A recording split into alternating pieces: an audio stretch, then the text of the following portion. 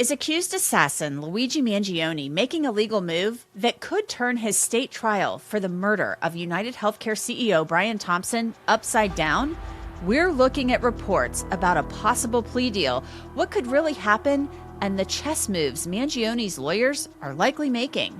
I'm Angenette Levy, and this is Crime Fix.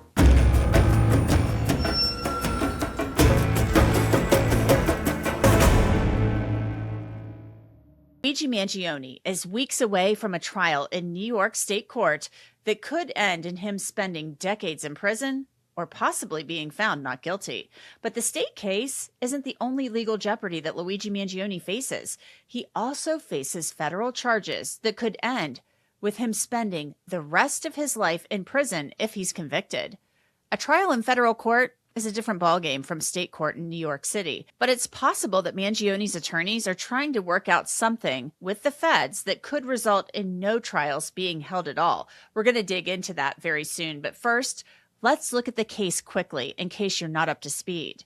The DA in Manhattan charged Mangione with second-degree murder in the December 2024 execution-style killing of United Healthcare CEO Brian Thompson.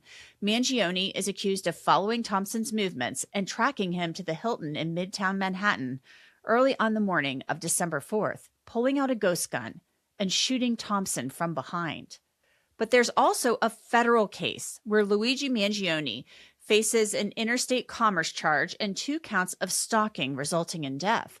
A judge dismissed a federal murder charge that could have resulted in Mangione receiving the death penalty had he been convicted. But is Luigi Mangione looking to make a deal with the feds just ahead of his trial in state court on murder charges? A last-minute hearing has been scheduled for Friday, August 14th in federal court. The government and Mangione's defense requested this hearing together, according to this letter posted on the docket. MK True Crime hosts and attorneys Dave Ehrenberg and Jonas Spilbor will join me in a bit to discuss the pros and cons of Luigi Mangione pleading guilty in federal court ahead of his state trial. What's the strategy here? Well, the New York Times and TMZ are reporting that Mangione will plead guilty in federal court to the stalking charges and then argue in state court that Mangione can't be tried for the same crime under New York's double jeopardy statute. That statute reads, a person may not be twice prosecuted for the same offense. A person may not be separately prosecuted for 2 offenses based upon the same act or criminal transaction unless the offenses as defined have substantially different elements and the acts establishing one offense are in the main clearly distinguishable from those establishing the other, or each of the offenses as defined contains an element which is not an element of the other, and the statutory provisions defining such offenses are designed to prevent very different kinds of harm or evil. But here's the thing. Mangione is charged for the same offense in state and federal court, but the charges are different. He faces second-degree murder counts in New York State Court and stalking charges in federal court. So it's the same offense, but different charges, different courts. This is not unheard of, but the defense will make the double jeopardy argument in state court. The killing of Brian Thompson was an execution, plain and simple, an assassination. There is nothing romantic or cool about it. But that hasn't stopped a movement of supporters from coalescing around Luigi Mangione, supporting his killing of Brian Thompson as necessary to send a message to the health insurance industry. Brian Thompson, a husband and father, who also led one of the nation's largest health insurance companies, was murdered in cold blood, shot from behind as he walked down the street. The shooter took off on a bike and escaped. Surveillance images appeared during the manhunt for the shooter, showing a masked man with full eyebrows getting into a cab. Another image from a hostel showed a smiling man with full eyebrows. Then on December 9th, an employee at a McDonald's in Altoona, Pennsylvania called 911 because they thought the man sitting in the restaurant might be the shooter. Yes, sir. There you go. Can you put your mask down real quick for me? Yeah, sure. Appreciate it. Thank you. Okay. What's your name? Mark. What is it? Mark. Mark? Yes, sir. Mark what? Rosario. Rosario? Someone called. They thought you were suspicious. Oh, I'm sorry. Do you have your ID on you? Yes, sir. Thanks.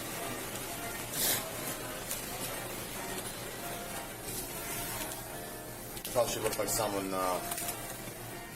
guilty to.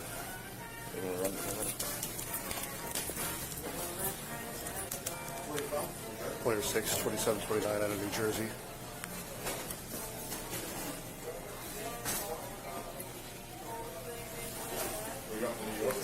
Romeo 6807 521 07982. Should come back to a mark. Rosiano.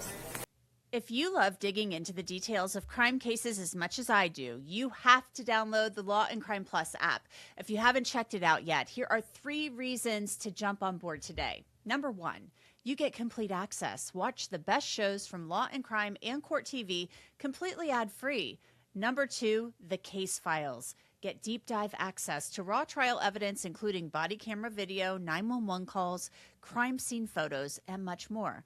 And finally, it's free for 30 days. We are giving all of our viewers a full month to test it out completely risk-free. So head on over to lawandcrimeplus.com, enter promo code CRIMEFIX, and start exploring today. Police say they found Luigi Mangione with a backpack that contained a fake ID from Mark Rosario, a gun with a silencer, a laptop, a journal with writings about whacking the CEO at a healthcare investors conference, and references to Ted Kaczynski, the Unabomber, and much more. Luigi Mangione has pleaded not guilty to all of the charges in both state and federal court.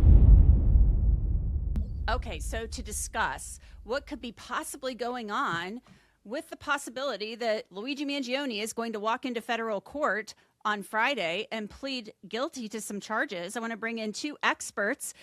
Jonas Bilbour is the host of Positively Legal on the MK True Crime Network, and Dave Ehrenberg, former Palm Beach County state attorney, now a defense attorney, is the host of the MK True Crime Show. So thank you to both of you for coming on. I appreciate it. Great Happy to be here. Dave, I'll start with you. Do you think Luigi Mangione is trying to pull a legal maneuver here by walking into federal court, pleading guilty to some interstate charges and stalking charges in order to try to upend his state case? Yes, I think it's a smart move by his really able really able defense lawyers. They used to be prosecutors. Because what happened here is originally the federal government wanted to seek the death penalty in this case. And you had the federal government who stepped in front of the state. They wanted to take this guy down. And then they lost in court on the death penalty. It was taken off the table. And it looks like that they're going to allow Luigi Mangione perhaps a plea up to the court, which means that it's a plea deal where the judge will make the decision on the sentence. And that could be less than life in prison. That's something they're seeking. And then the defense is going to use that as a way to say, all right, double jeopardy applies. And now the state case is gone because New York has more generous double jeopardy protections for defendants. We saw this in the Paul Manafort case. And so it is a really smart strategy. I'm actually a little surprised. I'd love to hear John's take on why the federal government is agreeing to that. Because, if he went to trial, the argument about extreme emotional disturbance, I wasn't in the right mental state, it's really not allowed in a federal trial, but you can argue it to a judge when it comes to the sentencing. So this, to me, inures to the benefit of the defense here. So I'd love to hear what the prosecution gets out of this. Yeah, Jonna, Dave has a good point there. You actually practice in New York State. You're in New York. Yep. So if I'm in Alvin Bragg's office, am I furious when I read this report about the feds, coming in and bigfooting my case? Because typically they work together, and you would have the feds acting as the backstop. Because let's not act like in Manhattan that you can't maybe get a jury where there might be jury nullification. I mean, we see the fangirls outside of court. Right. We see them dressing up, and they don't care that he's accused of executing a man in cold blood. That doesn't matter to them. They are taken with this guy. So if you are in Alvin Bragg's office, are you livid? Because usually you would work with the feds, and the feds would be like, you do what you got to do. You take your state case forward. We'll be hanging out in the back and scoop him up if this is a not guilty. I have a very different take on this. And, I could be wrong. I think Alvin Bragg's office is in on this deal. This is sounding like a global deal to me, where, you know, maybe behind the scenes, Bragg's office and the feds are talking about this. Why would it behoove anybody to do that? On one hand, I mean, obviously, the person who wins the most here is Luigi Mangione, because he's not, if this goes through, he's not going to face two separate prosecutions. However, I think the public also wins a little bit, and here's why. As a member of the public on this case, right, I'm not an attorney on either side in this case. I have been so offended by the fan club, by the Luigi Mangione fan club. We have to remember, at the end of the day, I don't care how bad the healthcare system is in this country, how mad you are at, I don't give a who about that. He gunned down in cold blood, in plain sight, the father of two children, regardless of what he did for a living. And the fact that mostly women, I suppose, are out there fangirling over this murderer is personally offensive.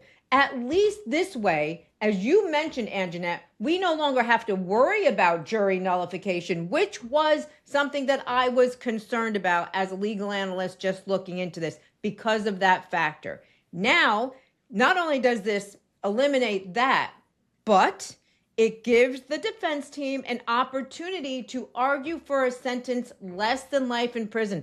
That is a boon to him, a little bit of a boon to us, because there's not going to be jury nullification where he could walk on the state charges.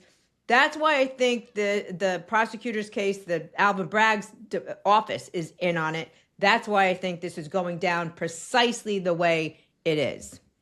Do you think Alvin Bragg is afraid to try this case?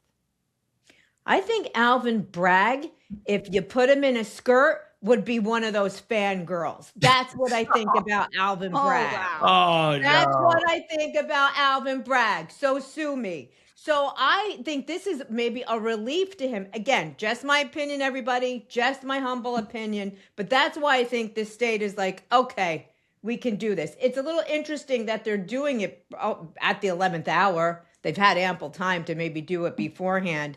But yeah, that's how I feel about Alvin Bragg. It'll be interesting to see if Mayor Mamdani is out there tomorrow at federal court. Getting Dave, Luigi's autograph. Yeah. Sorry. Dave, as a former prosecutor, I feel like you're still a prosecutor playing a defense attorney right now. Yeah. As a former prosecutor, is this deal unsavory to you? Because I look at it and I see, well, they at least get something. They get a guilty plea. But he gets, if this all works out the way the defense thinks it will, he gets to go to federal prison. That's going to be a little nicer than a New York State prison, I think. How does this sit with you as a former prosecutor? Well, Angenette, I don't know if the federal prison would be nicer, because we're not talking about Club Fed. He's not going to go enjoy puppies with Ghislaine Maxwell in Bryan, Texas. He would go to, I would think, a very serious, maybe maximum security prison. I mean, some of those places are not pleasant. So I don't think that's good for him. But I think the gold at the end of the rainbow for him would be that he gets out of prison one day. And I would think that the family of Brian Thompson, the victim here, would have been consulted. And perhaps they say, you know what, we don't want to go through a trial. Let's settle this, get him what we can get him. So we'll see. I can see why the defense would do it, but for the prosecution, I think only if the family were urging it, that would be a reason to enter into this deal. Because otherwise, to me, it doesn't make a lot of sense. I'm annoyed too by the fangirls out there. They're mostly women. It's really just cruel that they just minimize the value of this man, Brian Thompson's life, who had two small children. And they lionize this coward, Luigi Mangione, who shot a guy from behind and then ran away. And he was a guy who was born of privilege, not his victim, who worked his way up through public education. So it does bother me. We'll see. We'll see soon enough, I think, if Alvin Bragg's office is part of it, because if he's not, then this really does harm the state case, because then they could argue the state case is precluded by double jeopardy. And I think there'll be some public pressure on Alvin Bragg's office to say, oh, why are you wasting our time and money? He's already been found guilty. He's already going to be in prison for the next several decades. Let's just end this. So this puts a lot of pressure on him if he's not part of this deal to begin with. You know, Jonna, I want to go back to something you touched on. You know, my healthcare premiums haven't changed after this. You know, Luigi Mangione in his journal entries, allegedly, you know, we'll say allegedly right now, but, you know, these were his journal entries. He's talking about, you know, wanting to whack the CEO to send a message and talking about how, like, hey, FBI, I'll save you some trouble. And he writes all this stuff. There was no point in this. As Dave mentioned, Luigi Mangione came from privilege. Right. He had a name in his home state. He is somebody, if he really wanted to force change in the healthcare industry, he could have gone about it the right way. He's a good-looking guy. The women love him. So he could have possibly used his brains, his family's money, and their influence to force some change in the healthcare industry. Instead, he's sitting around reading the Unabomber's manifesto and cooking this thing up. So why, where, on what planet does anybody think, like, yes, he did something that good and he fixed it? Like, nothing has been fixed. Nothing has changed. I'm still fighting with my insurance company about them covering an MRI that I had to get last year. And Luigi probably can afford his healthcare premiums no problem, unlike much of middle America these days. And what you just said, Angenette, is a brilliant argument that should be coming out of either one of the prosecutors' mouths, right? In their closing argument, exactly what you said. And of course, nothing has changed. So he's not a hero. And the problem is when you take a jury in Manhattan, right, which is now governed by a socialist, right, and everybody thinks that everybody should have something for free, and that's why he's a hero, because they don't think logically. They don't take it to that next step. They're probably, half of his fangirls probably aren't paying their own health insurance premiums anyway, so they have no idea what this actually costs, right? What real people pay. So that's that argument. But I also have to see, like, going back to something that Dave said, if we really pick this apart, and let's hypothetically say, wait a minute, all right, what if Alvin Bragg's office isn't in on this? Why would the feds, if Luigi Mangione went to trial in the state case first like he was supposed to, even if he were nullified and found not guilty, then the feds got him. The feds got him anyway. Right, so he would have been caught in a net. He would have been the dolphin caught in the tuna net. So there has to be something in it for the state case, and the state case might be behind the scenes saying, we're going to pretend to fight this. We're going to pretend that it's not a Paul Manafort situation and that our CPL Section 4020 doesn't apply, but we know it does. But we're going to go ahead and fight the fight. That could also be going on because I practice in this state. I know how it works, but. Again, we'll probably never actually know the true motivation and why these two legal titans, legal prosecutor's office, are allowing this. We're going to dig into the double jeopardy statute in New York State in just a moment. But Dave, do you think that politics could be at play here if Alvin Bragg's office is not in on this somehow? Could this be Trump's DOJ wanting to get the scalp and undercut Alvin Bragg's, prosecution? I don't think they would go light on Luigi Mangione just to mess with Alvin Bragg. I do think, though, that they are dismissive of him. I think they look down upon that office. Now, I worked for the feds a year at the Treasury Department, and it's true that many in the feds do think of the state system as the minor leagues. And when you're in the state system, like I was for many years, you feel sort of like the feds look at you like the minor leagues. And so there is some truth in it. But I think that it's not a way to mess with Alvin Bragg. I think it's dismissive of Alvin Bragg. I think if Alvin Bragg's office is not part of it, I think the feds are there. We'll cut our own deal. We'll get our scalp. And who cares what happens with Alvin Bragg's office? Because I think they think the same way Jonna thinks, is that Bragg's office wasn't going to prosecute him to the full extent of the law anyway. So why should we care about him? Let's dig into this double jeopardy statute in New York State now. This statute reads, and we're going to put it up on the screen, a person may not be twice prosecuted for the same offense. This is what the statute says. A person may not be separately prosecuted for two offenses based upon the same act or criminal transaction unless the offenses as defined have substantially different elements and the acts establishing one offense are in the main clearly distinguishable from those establishing the other, or each of the offenses as defined contains an element which is not an element of the other, and the statutory provisions defining such offenses are designed to prevent very different kinds of harm or evil. Okay, so double jeopardy, let's go back to ninth grade civics class. It just means the government can't, or, the state can't try you for a crime again once you've been acquitted of that crime. So, Jonna, in your view, does this apply if the feds get a deal and get him to plead guilty to stalking in this interstate charge? Does that actually mean that the state can't try him for murder? So here's the nuance. Normally, and this is where a lot of people who don't practice law get a little bit confused, because they might say to themselves, well, wait a minute. He's being charged for murder in a state case, and he's being charged for the exact same set of circumstances that led to the death of Brian Thompson in the Fed case. Why isn't that alone double jeopardy? And the reason why it's not is because the Supreme Court has long held that the states can do what the states want and the feds can do what the feds want. And even though it's the same transaction, for lack of a better word, the double jeopardy statute doesn't apply. However, we're dealing with New York, and New York puts a further protection around a defendant and will say, okay, even though it can work the other way, we can prosecute him here and the feds can still prosecute him there.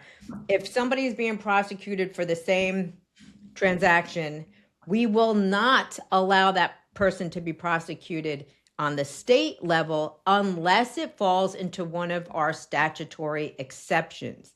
In this case, I'm going to be honest, you'd really have to split some hairs to find that the exception to the New York double jeopardy statute exists. Because look, this was one transaction. They might call it stalking leading to the death in the federal side, but it's a murder there and it's a murder here, and it was one transaction.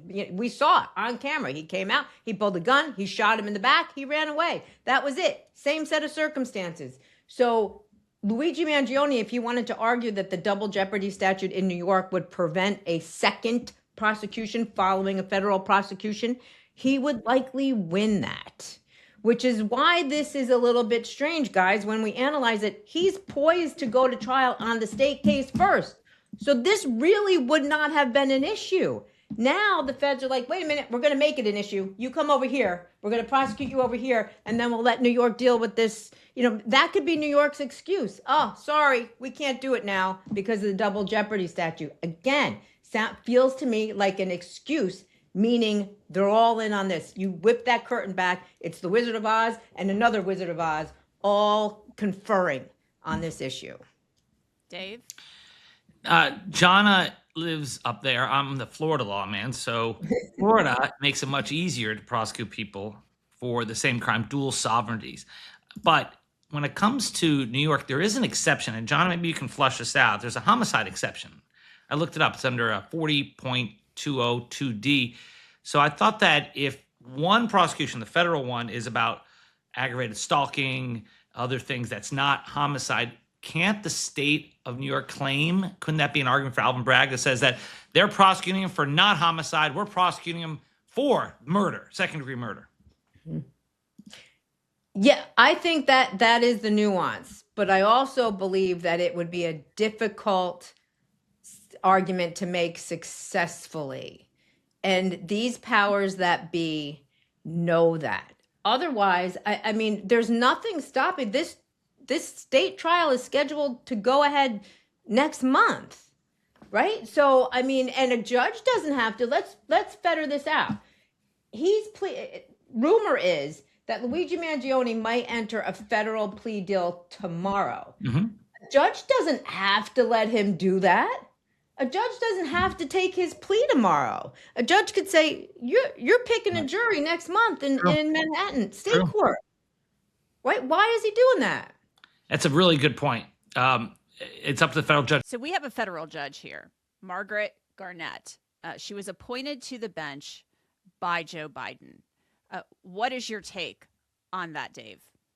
I don't know much about this judge. I know Jonna will feel differently than I do because President Biden appointed her. But I just, without more, I don't think it's enough to just draw conclusions solely on the fact that Biden appointed her. She could be, is she a former prosecutor? Is she someone who has a reputation of being good to defendants? I don't know. But I do think the fact that if they do plea up to the court, the defense lawyers certainly believe that she would give a sentence that's less than life in prison, because they're not pleading up to the court if they think the judge is going to throw the book at Luigi. They're only pleading up to the court, right, and putting it in the hands of the judge and not the prosecutors, because they believe that the judge would go lighter than the prosecutors would. Jonna, this judge used to be special counsel to the United States Attorney, so she does have a prosecutorial type background. But we don't really know how she would sentence him. But Luigi Mangione in federal court would face up to life in prison. That is true. But here's the other thing. When you are going to offer up, both defense, or the defense attorney and the prosecutor's office can't simply promise Luigi Mangione a particular outcome in whether he pleads in fed court, in state court. They can't promise him that outcome. And when you offer up your defendant client, you either have to have some idea of what a judge is going to do before you can convince, cajole, request that your client do the thing you are asking him to do. So that means that these attorneys had to sit in somebody's chambers and say, okay, judge, if we plead in front of you, will you let us make an argument for 25 to life instead of life without the possibility of parole, whatever it would be on the Fed side? And that judge has to sit back and go, well, let me think about it. Maybe. Okay. And give her wink and her nod. And then they're going to go ahead and do it. Or the judge is going to say, I'm not going to be open to that. I mean, I'm not going to be open to it. I'm not going to make you any promises. So somewhere along this line, in the back channels that we are not aware of or privy to, these types of discussions are happening. I promise you. Because otherwise, what do? You look at your client and go, okay, listen, you're about to get your day in court in Manhattan, where you have a tremendous fan club and people lining up on the streets to get your autograph and a possibility of jury nullification. But you know what? We're going to skip that. And we're going to send you over here and you're going to plead guilty in front of this judge that was appointed by brain dead Joe Biden, and have at it at sentencing. What do you say? That's not happening. All right. It's not happening With that, predictions, guys. Dave, does the state trial happen? I think the argument is going to be decided by the Court of Appeals, and they ruled for Paul Manafort, and the law, to my knowledge, hasn't changed. But here, I do think the state has a better argument as to why they should go ahead with it. And if it looks like that Alvin Bragg was not part of this deal and the feds came in and undercut the state, I think the high court justices in New York will be more favorable to Alvin Bragg's position than they were to Cyrus Vance's position in the Paul Manafort case. So I will say this, 60-40. If this deal happens and if Alvin Bragg is not part of it, I still say 60-40 that a state trial happens. Jonna? One of the reasons why I love lawman Dave Ehrenberg is because he's got so much more class than I do. And I love the way he presented that argument. This is what I want to say to it, though. How come we haven't heard from Alvin Bragg? If Alvin Bragg weren't part of this deal, you guys, how come he's not out on the podium going, I don't appreciate these feds. What are they doing? This is our case. We're scheduled for trial. How come Alvin Bragg isn't saying a darn word? Why? Because I'm going back to my unsupported theory that he's in on it. So does the state trial happen? Dave, you said 60-40 it does, or 60-40 it doesn't? 60-40 it does. I'm going to go the other way. 60-40, it doesn't. Okay. So That's yeah. fair. I love, give credit to Jonna, because when she has a theory, she says it's unsupported, right? Who does that? That's great. That's honesty right there. Supported by my right, gut. guys. That's it. All right, guys. Dave Ehrenberg, Jonna Spilborn, thank you so much. Appreciate it. Thank Thanks you, for having me. Angenette. Law and Crime will be in federal court for the hearing on Luigi Mangione's case on Friday, and we'll have complete coverage of it for you on this anticipated plea deal. So stay tuned. That's it for this episode of Crime Fix. I'm Angenette Levy. Thanks so much for being with me. I'll see you back here next time.